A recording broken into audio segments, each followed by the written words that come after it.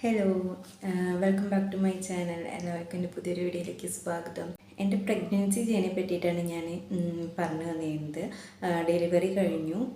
Delivery ആയിട്ടുള്ള പാർട്ടിൻ്റെ link ഞാൻ ഡിസ്ക്രിപ്ഷനിൽ കൊടുക്കാം. ഇനി ഹോസ്പിറ്റൽ ഡേയ്സ്, പോസ്റ്റ് പാർട്ടം അതിനെ പറ്റിയിട്ടാണ് ഞാൻ പറയുന്നത്. ഡെലിവറി കഴിഞ്ഞ് അന്ന് രാവിലെ തന്നെ ഒരു പുലർച്ചെ 3 മണിയോട് കൂടിയിട്ട് റൂമിലേക്ക് മാറ്റി. അന്ന് നേരം വെളുത്തു. അതുവരെ ഉറങ്ങിയിട്ടൊന്നുമില്ല. എല്ലാവരും ആ സന്തോഷത്തിൽ വർത്താനമൊക്കെ പറഞ്ഞ് ഇരുന്നു. ഒരാൾ NICUവിലാണ്, ട്വിൻ പ്രഗ്നൻസിയാണ്. അപ്പോൾ ഒരാളെയാണ് നമുക്ക് കയ്യിൽ തന്നിട്ടുള്ളൂ. ഒരാൾ NICUവിലാണ്. 34 വീക്കും പിന്നെ 6 ഡേയ്സുമാണ് ആയിട്ടുണ്ടായിരുന്നത്. അങ്ങനെ നേരം വെളുത്തു. എൻ്റെ ഡോക്ടർ വന്നു. ഡോക്ടർ ലിസിത സമീറാണ്. ഡോക്ടർ വന്നു ചെക്ക് ചെയ്തു. അപ്പോൾ ഡോക്ടർ പറഞ്ഞു, നീ ഇങ്ങനെ ഒരു പണിപ്പിച്ച് വരുമെന്ന് വിചാരിച്ചില്ല. കാരണം എനിക്ക് നേരത്തോടു കൂടിയിട്ടുള്ള ഡെലിവറി പെയിന് വരും, പ്രീ ടൈം ലേബർ പെയിന് വന്നിട്ട് അഡ്മിറ്റ് ആവേണ്ടി വരും എന്ന് വിചാരിച്ചിരുന്നു. പക്ഷെ ഇതുപോലെ വാട്ടർ ബ്രേക്കായിട്ട് അർജൻറ്റായി വന്നിട്ട് പിന്നെ മഷിയിട്ടിട്ട് ഇങ്ങനെ പെട്ടെന്ന് സിസേറിയൻ ചെയ്യേണ്ടി വരുമെന്ന് പ്രതീക്ഷിച്ചിട്ടുണ്ടായിരുന്നില്ല. അപ്പോൾ അങ്ങനെ തമാശയൊക്കെ പറഞ്ഞ് അങ്ങനെ ഡോക്ടർ പോയി. പിന്നെ യൂറിൻ്റെ ബാഗ് ഊരിയിട്ട് നടന്നോളാൻ പറഞ്ഞു. സെക്ഷൻ കഴിഞ്ഞവർക്കറിയാം ഫസ്റ്റത്തെ നടത്തം അത് നമ്മളൊരിക്കലും മറക്കാത്തൊരു നടത്താന്നുള്ളത്. അതുപോലെ തന്നെയാണ്. നല്ല പെയിൻ ഉണ്ടായിരുന്നു. ഫസ്റ്റത്തെ ഒരു നടത്തം കാല് വെച്ചതും ഞാൻ കുനിങ്ങിപ്പോയി. പിന്നെ നീരാൻ പറ്റുന്നില്ല, കാരണം അത്ര പെയിൻ. പിന്നെ വയറൊക്കെ ഒരുമിതം താങ്ങി പിടിച്ച്, ഡെലിവറി കഴിഞ്ഞാൽ അത്യാവശ്യം വയറുണ്ട്, അതൊക്കെ ഒന്ന് താങ്ങി പിടിച്ച് വിധം വാഷ്റൂമിലൊക്കെ പോയത്. അന്ന് എന്നെ പിടിക്കാനെടുക്കാനും എല്ലാം എൻ്റെ ഹസ്ബൻഡ് തന്നെയായിരുന്നു കൂടെ. ആൾ ഒരാഴ്ച ലീവ് എടുത്തിട്ട് എന്നെ നോക്കാനൊക്കെ ആയിട്ട് ഹോസ്പിറ്റലിൻ്റെ കൂടെ തന്നെ ഉണ്ടായിരുന്നു. പിന്നെ അത് കഴിഞ്ഞ് അന്നത്തെ ദിവസം അങ്ങനെ കഴിഞ്ഞു പോയി. പ്രീമേച്ചറായ കാരണം ബ്രസ്റ്റ് മിൽക്ക് ആയിട്ടുണ്ടായിരുന്നില്ല. അപ്പോൾ ഫസ്റ്റ് തൊട്ടിട്ട് തന്നെ ഫോർമുല ഫീഡിങ് തന്നെ ആയിരുന്നു കൊടുത്തിരുന്നത്. അത് ഈ ഗോഗർൺ എന്ന് പറയില്ല, ആ ഒരു സ്റ്റീലിൻ്റെ ആ സാധനത്തിലായിരുന്നു കൊടുത്തിരുന്നത്. അങ്ങനെ അന്നത്തെ ദിവസം കഴിഞ്ഞു. രണ്ടാമത്തെ ഉണ്ണീനെ കാണാനൊന്നും പറ്റിയിട്ടില്ല. അവിടേക്ക് വേണ്ട ആവശ്യമുള്ള കാര്യങ്ങൾ ചെയ്തു കൊടുക്കുക, അങ്ങനെ പോകാനൊന്നും പറ്റിയിട്ടില്ല.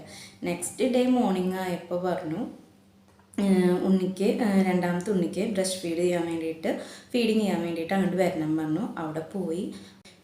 അവിടെ NICUക്ക് കയറുമ്പോൾ കുറേ നിയമങ്ങളൊക്കെ ഉണ്ട്. ഇങ്ങനെ കൈ കഴുകുക, അങ്ങനെയൊക്കെ നല്ല വൃത്തി ക്ലീനായിട്ട് അങ്ങനത്തെ അവിടുന്ന് കൈയും ഇതൊക്കെ കഴുകിച്ചിട്ട് അവരുടേതായ ഡ്രസ്സൊക്കെ തന്നിട്ടാണ് നമ്മൾ അകത്തേക്ക് കയറുന്നത്. അകത്തേക്ക് കയറി കാണുമ്പോൾ ഫസ്റ്റ് കുറച്ച് ഉണ്ണികൾ ഇങ്ങനെ ഫസ്റ്റ് 2-3 ആൾ കിടക്കുന്നുണ്ട്. ഇതാ ഉണ്ണി എന്ന് പറഞ്ഞിട്ട് എനിക്ക് കാണിച്ചു തരുന്നുണ്ട്.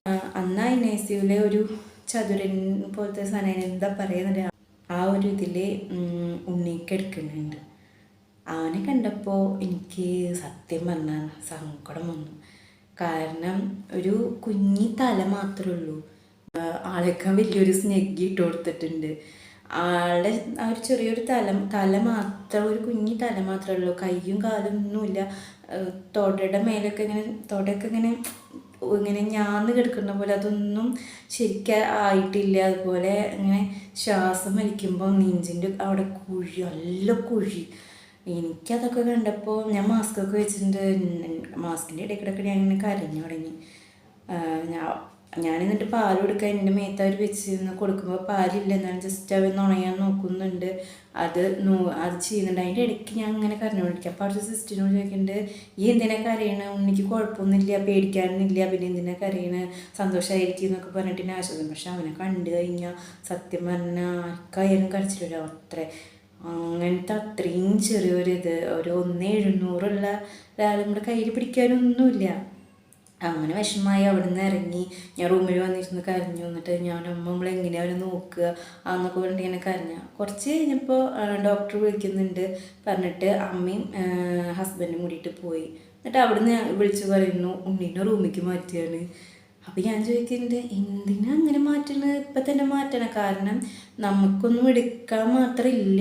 പിന്നെ എന്താ നമ്മൾ ചെയ്യുക, എങ്ങനെ നമ്മൾ അവനെ കെയർ ചെയ്യാന്നൊന്നും നമുക്ക് അറിയില്ല. കാരണം ചെറിയൊരു ഇതാളെ ഇങ്ങനെ കൈക്ക് എടുക്കാറില്ല, പിന്നെ എങ്ങനെ അവനെ നോക്കിണ്ടാക്കാന്നൊക്കെ ഞാൻ ചോദിക്കുന്നുണ്ട്. അവർ ഉണ്ണീനെ പറഞ്ഞയച്ചു. NICU മാറ്റി. ഒരു ദിവസം തന്നെയാണ് കിടന്നത്. അന്നത്തെ ഒരു ദിവസം കിടന്നിട്ട് പിറ്റേ ദിവസം NICU മാറ്റി. ദൈവം സഹായിച്ചിട്ട് വേറെ കുഴപ്പമൊന്നും ആണില്ല. ഷുഗർ ലെവൽ താഴുക അല്ലെങ്കിൽ വേറെ വല്ല ബ്രീത്തിങ്ങിന് പ്രോബ്ലം ഒന്നുമില്ല. വെയിറ്റ് കുറവായതിൻ്റെ പ്രശ്നം മാത്രമേ ഉള്ളൂ. അങ്ങനെ അവനെ മാറ്റി. അപ്പം പിന്നെ കൊണ്ടുവരുമ്പോൾ തന്നെ പിന്നിക്കെട്ടി കഴിഞ്ഞിട്ട് സ്വെറ്റർ ഇട്ട് കൊടുത്തിട്ടുണ്ടായിരുന്നു. രണ്ടുപേർക്കും മറ്റോനും ഇതുപോലെ വെയിറ്റില്ല, ആദ്യത്തെ ബേബിയും വെയിറ്റില്ല, പക്ഷേ സ്വെറ്ററിൻ്റെ ഉള്ളിലൊക്കെ കണ്ട കാരണം അവൻ പിന്നെയും കൂടി നമുക്ക് ഒന്നുകൂടി ഉള്ള പോലെ തോന്നിയിരുന്നു. രണ്ടാമത്തെ ബേബീനെ അതുപോലെ സ്വെറ്റർ ഇതൊക്കെ ഇടിപ്പിച്ചപ്പോൾ കുഴപ്പമില്ല അതിനെ അങ്ങനെ കാണുമ്പോൾ. ഇവരേനെ ഒരു 28 വരെ സ്വെറ്റർ ഇല്ലാണ്ട് എനിക്ക് എടുക്കാൻ പറ്റിയിട്ടില്ല. അങ്ങനെ ഡയറക്റ്റ് എടുക്കുമ്പോൾ നമുക്ക് അവരൊന്നും ഇല്ലാത്ത പോലെ തോന്നും. അപ്പോൾ ഇപ്പോഴും 10-28 വരെ സ്വെറ്ററൊക്കെ ഇട്ട് കൊടുത്തിട്ട് തന്നെയാണ് അവരേനെ കൊണ്ടുവരുത്തിയിരുന്നത്. അതിൻ്റെ ഇടയ്ക്ക് ഹോസ്പിറ്റലായിരുന്നപ്പോൾ എനിക്ക് ഉറക്കില്ല, എൻ്റെ BP കൂടി, ഹൈ BP ആയി, 3 നേരം BPയുടെ ഗുളിക കഴിച്ചു തുടങ്ങി. പിറ്റേ ദിവസം 2 ദിവസം ആകുമ്പോഴേക്കും കാലുമ്മയൊക്കെ നിറച്ച് നീര് വന്നു. നമ്മുടെ കാലെടുത്ത് വെക്കണമെങ്കിൽ എനിക്ക് വേറൊരാളുടെ സഹായം വേണം, അമ്മ അതിൽ കാലുമ്മ നീര്. അതിൻ്റെ ഇടയ്ക്ക് 7ാം മാസത്തിൽ വില്ലനായിരുന്ന ആ ചൊറിച്ചിൽ വീണ്ടും കടന്നു വന്നു. സത്യം പറഞ്ഞാൽ അത് മാറി എന്നാണ് വിചാരിച്ചത്. അനസ്തേഷ്യ നൽകിയ കാരണം അന്നത്തെ ദിവസം എനിക്ക് ആ ചൊറിച്ചിൽ ഇറിറ്റേഷൻ അറിഞ്ഞിരുന്നില്ല. പിറ്റേ ദിവസമായപ്പോൾ ചെറുതായിട്ട് കാലുമൊക്കെ ഇച്ചിങ് പോലെ ഇങ്ങനെ തോന്നി തുടങ്ങി. അപ്പോൾ തോന്നലാവും എന്നാലും പറയുന്നുണ്ട്. എന്നാലും ഞാൻ കിടന്ന് മെല്ലെ മെല്ലെ തോന്നുന്ന കാര്യമായിട്ടില്ല, എന്നാലും ചെറുതായിട്ടുണ്ട്. അത്യാവശ്യം നല്ല രീതിക്ക് തന്നെ ചൊറിഞ്ഞു തുടങ്ങി. അവസാനം ഞാൻ ഡോക്ടറോട് പറഞ്ഞു. അപ്പോൾ പിന്നെ ഡോക്ടർ വേറൊരു ഡോക്ടറിനെ റെക്കമെൻഡ് ചെയ്തിട്ട് ആളെന്നെ കാണിച്ചു. സ്കിന്നിൻ്റെ അല്ല, വേറെ ഇതൊരു വിഭാഗത്തിൽ പെട്ട ഡോക്ടറാണ്. ആ ഡോക്ടർ വന്നു, കുറേ ചെക്കിങ്ങും കാര്യങ്ങളൊക്കെ എടുത്ത് ബ്ലഡ് ടെസ്റ്റും കാര്യങ്ങളും നടത്തിയപ്പോൾ അപ്പോഴാണ് മനസ്സിലാവുന്നത് വൈറ്റമിൻ ഡിയുടെ കുറവ് കൊണ്ട് വന്നതാണ്. അതിൻ്റെ ഒരു ഡോസ് ഇഞ്ചക്ഷൻ എടുത്തപ്പോൾ എൻ്റെ ചൊറിച്ചിലും കാര്യങ്ങളൊക്കെ മാറി. വൈറ്റമിൻ ഡിയുടെ കുറവ് വരാൻ കാരണം എന്ന് പറഞ്ഞാൽ ഒരു 6 മാസത്തോളം ഞാൻ ബെഡ് റെസ്റ്റ് തന്നെയായിരുന്നു. ഫുൾ റൂമിൻ്റെ ഉള്ളിൽ മാത്രമായിരുന്നു, പുറത്തേക്കൊന്നും ഇറങ്ങിയിരുന്നില്ല. നല്ല മഴ അടച്ചു പിടിച്ചൊരു സമയം ഉണ്ടായിരുന്നു. ഒരു 4 മാസത്തോളം വെയിലൊന്നും ഇല്ലാണ്ട് മങ്ങിയൊരു വെയിൽ മാത്രമേ ഉള്ളൂ, നല്ല സൂര്യപ്രകാശം കാര്യങ്ങളൊന്നും ഇല്ല. പിന്നെ ഞാൻ ഈ റൂമിൻ്റെ ഉള്ളിലല്ലേ, അതുകൊണ്ട് എനിക്ക് വന്നതാണെന്നാണ് പിന്നീട് മനസ്സിലായത്. അങ്ങനെ ആ ഒരു ഇതും കഴിഞ്ഞു. അങ്ങനെ ആ വൈറ്റമിൻ ഡിയുടെ ഡോസ് എടുത്തപ്പോൾ ആ ഒരു ഇതും മാറിക്കിട്ടി. 4 ദിവസം കഴിയുമ്പോഴേക്കും എൻ്റെ ഡോക്ടർ ഡിസ്ചാർജ് പറഞ്ഞു. എന്നെ ഡിസ്ചാർജ് ആക്കി. ഉണ്ണിയോളനെ ഡിസ്ചാർജ് ആക്കാൻ അവർ വെയിറ്റ് വെച്ചിട്ടേ പോകാൻ പറ്റുള്ളൂ പറഞ്ഞു. ഉള്ള വെയിറ്റിനേക്കാൾ ഒരു 100 ഗ്രാം അവർ കുറഞ്ഞു. അത് സാധാരണ കുറയുന്നതാണ്. ഇനി ഇതിലും കുറയരുത്, ഇതിലും കുറയോ എന്ന് നോക്കണം, എന്നിട്ടാ പോകാൻ പറ്റുള്ളൂ പറഞ്ഞു. ഇതിൻ്റെ ഇടയിൽ പാലില്ലാതെ ഭയങ്കര കഷ്ടപ്പാടും കാര്യങ്ങളൊക്കെ ഉണ്ട്. നമുക്ക് കൊടുക്കാൻ ബുദ്ധിമുട്ട്, ഇരുന്നിട്ട് കൊടുക്കാനൊക്കെ ഞാൻ നോക്കിയിരുന്നു, കിടന്നു കൊടുത്തിരുന്നില്ല. അപ്പോൾ സ്റ്റിച്ചിൻ്റെ പെയിൻ കാര്യങ്ങളൊക്കെ ഉണ്ടായിരുന്നു. പിന്നെ പോസ്റ്റ് പാർട്ടം ഡിപ്രഷൻ എന്നൊക്കെ പറഞ്ഞു കഴിഞ്ഞാൽ ചെറുതായിട്ട് അലട്ടിയിരുന്നു. കാരണം രാവും പകലും ഉറക്കമില്ല, 2 മണിക്കൂർ കൂടുമ്പോൾ ഫീഡിങ് അതൊക്കെ ചെയ്യുമ്പോൾ തീരെ ഉറക്കം. പിന്നെ എന്തെന്നില്ലാത്ത സങ്കടം, ദേഷ്യത്തേക്ക് കൂടുതൽ സങ്കടമാണ് എനിക്ക് തോന്നിയിരുന്നു. വെറുതെ എല്ലാവരും കിടന്ന് ഉറങ്ങുമ്പോൾ ഞാൻ മാത്രം ഉറങ്ങാണ്ട് ഇരുന്ന് കരഞ്ഞിരുന്നു. അത് ആരോടും പറയില്ല, എന്നാലും സങ്കടം തന്നെ പോലെയൊക്കെ ഉണ്ടായിരുന്നു. അതൊക്കെ ഒരുവിധം അങ്ങനെയൊക്കെ ഉണ്ടാവുമെന്ന് ആലോചിച്ചിട്ട് മാറി, കുഴപ്പമില്ലാതെ അങ്ങനെ പോയി. ഒരാഴ്ചയ്ക്ക് ശേഷം ഒരു 7 ദിവസം ഹോസ്പിറ്റലിൽ കിടന്നുണ്ടാവും. ഒരാഴ്ച ആയപ്പോൾ ഡോക്ടർ ഡിസ്ചാർജ് പറഞ്ഞു. ഉണ്ണികൾക്ക് വലിയ കുഴപ്പമൊന്നുമില്ല, പാല് കറക്റ്റായിട്ട് കൊടുക്കുക, അങ്ങനത്തെ കാര്യങ്ങളൊക്കെ പറഞ്ഞിട്ട്.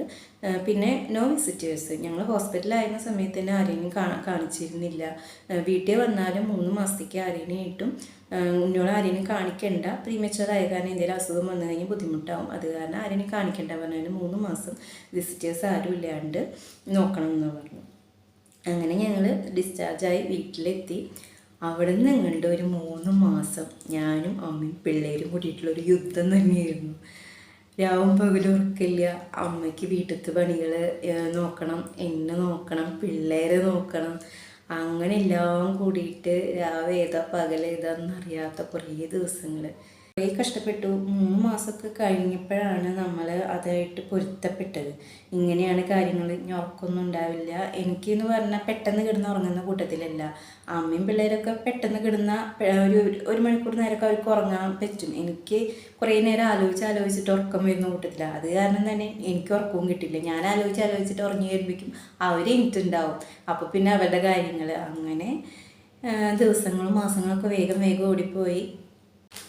അങ്ങനെ കുറച്ചേശ്ശെ ഇവരെ അഡ്ജസ്റ്റഡ് ആയി കഴിഞ്ഞപ്പോൾ പിന്നെ കുഴപ്പമൊന്നുമില്ല. എൻ്റെ BP കാര്യങ്ങളൊക്കെ ഇതായി. സ്റ്റിച്ചിൻ്റെ പെയിനും കാര്യങ്ങളൊക്കെ ഉണ്ടായിരുന്നു ചോദിച്ചാൽ അത്യാവശ്യം എന്താ പറയുക, പെയിനും കാര്യങ്ങളൊക്കെ ഉണ്ട്.